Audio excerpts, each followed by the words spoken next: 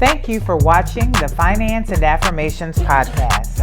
I appreciate you being here. Make sure you click the subscribe button so you'll be alerted when I post new content. Enjoy the episode. Hey, Finance and Affirmations family. On my solo episodes for the next few months, I will start a series where I will share with you portions of an investing basics workshop that I host each month. I have learned a great deal from Black women over 45 about why they are hesitant to invest in the stock market. The monthly workshop that I host is free, and in the show notes, I will provide a link for the next session, which is being held on June 27th. My goal is to help you gain confidence so that you can open your personal brokerage account and start investing on your own, or at least have a better understanding of the portfolio that you have with your employer. I pray that this series will get you to a place of financial joy. Enjoy the episode. All the information that I give you is for education, informational purposes only. If you do decide to invest or trade or what have you, you always do that at your own risk, okay? And what my goal is that everybody understands why they're making the financial decisions that they're making, okay? And so that is where the healing centered part comes from. And so I do workshops, I do courses, I have a podcast, and I teach investing to the youth at my church and in my community.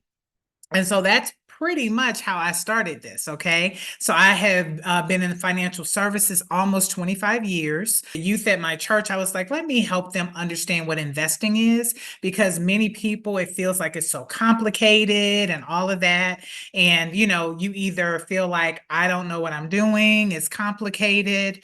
You don't want to, you're risk averse. You don't want to lose any money. I totally understand that.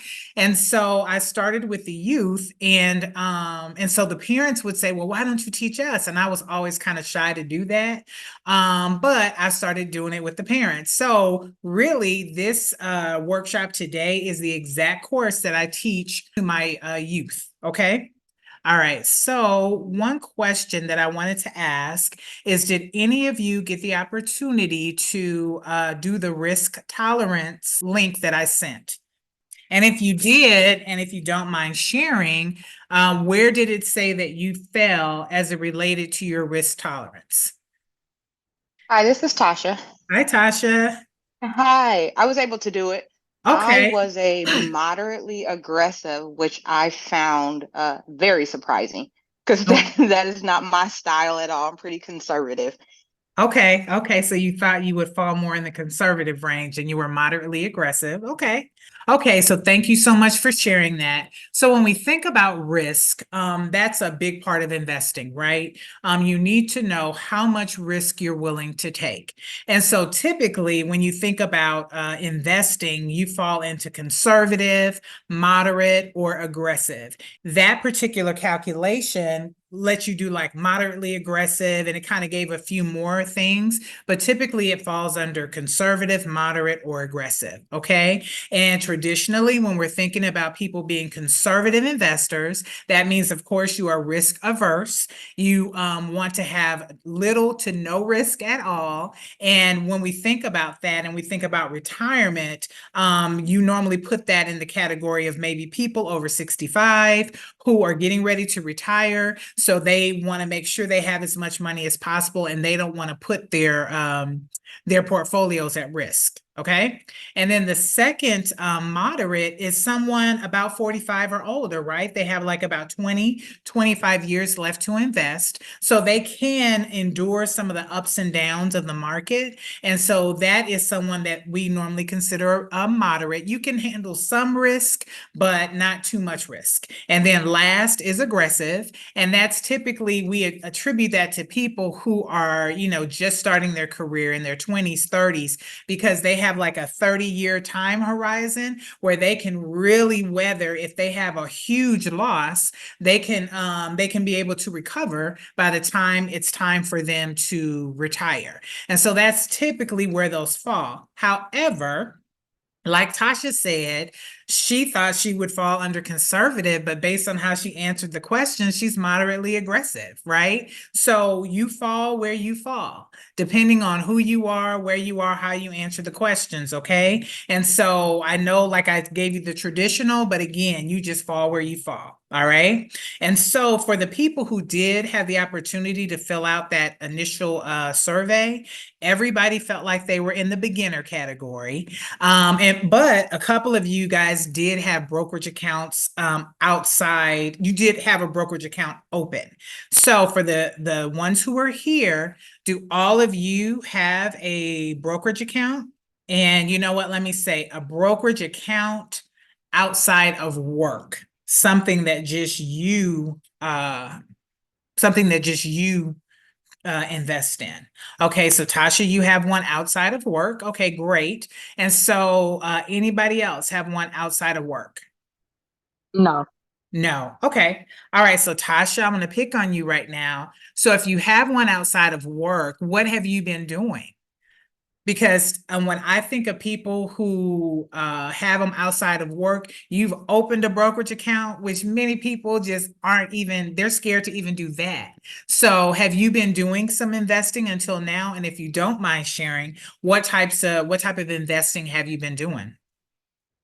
I have. I've been at my brokerage. I have a Roth IRA, Okay. and my portfolio is primarily some mutual funds, ETFs, and then a couple individual stocks, typically, well, mainly in technology.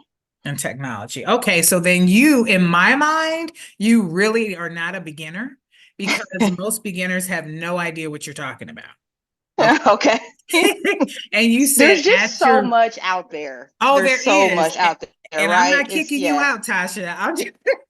I'll just say that most people don't have any idea what you're talking about. And so you said at your brokerage. So do you work for a broker? No, no, no, no. Just the Okay, brokerage account that I have. Yeah, I got use it. Fidelity. Okay. All right. Okay, and so then I'm going to assume, unless you guys come off mute and tell me that nobody else has a brokerage account outside of work. Is that correct? Not yet. Not yet. Okay. All right. No problems. Okay, wonderful. So let's go ahead and get started. Tasha, this may be, I'm sure this is a lot that you may already know because I am literally going to the basics, okay? And then we can see kind of where we go from there, all right? Okay, so one of the things that I always like to talk to my clients about is that there are a variety of ways to save. And so when people think about investing, they don't even think about like the money market account that they have that's earning them a little bit more interest, a high yield savings account that they may have. We are aware of retirement accounts and we may be aware of brokerage accounts, but we don't even think about the money market and high yield savings. So does anybody here have a current checking or savings account? And about how much do you earn in interest? I do, but I honestly don't know The amount? yeah. Okay. All right. Anybody else? Do you guys know how much you're earning in interest? I have a high yield savings, and I believe the APY is 4.2% right now. Okay. Great. A lot of people don't think about like those high yield accounts. And so I'm telling everybody you can earn at least 4% in your account or more. Okay. And so if you're like me years ago, or even certain accounts that I have now, you may earn less than $10 in a year, right? And it doesn't have to be that way. You can actually earn money. And so the goal for us is always to have our money working for us, okay? And so that's why I just always like to encourage people to ask your own bank. Do they have any other accounts that pay more interest? Now, you will have to look out for fees and things like that or minimum balances. But then there's a lot of companies out there that don't even require a minimum balance or a fee. Many of them are online banks, and those are perfectly safe. So I just always like to put the word out because that is also investing. Okay. One of the things that I say is, of course, save as much as possible, as soon as possible, because there's a statistic that says that if you wait to start saving at 45, you're going to have to save 3 times as much as if you started saving when you were 25. Okay? 3 times as much. And 53% of the households have less than $25,000 saved for retirement, and that doesn't include their house. And then 35% have less than $1,000 saved for retirement.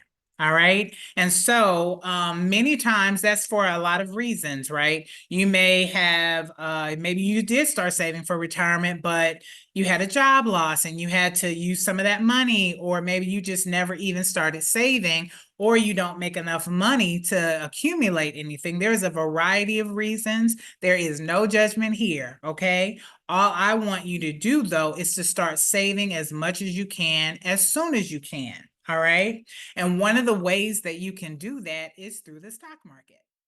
All right, so this concludes the first portion of the Investing Basics workshop. Thank you so much for being here.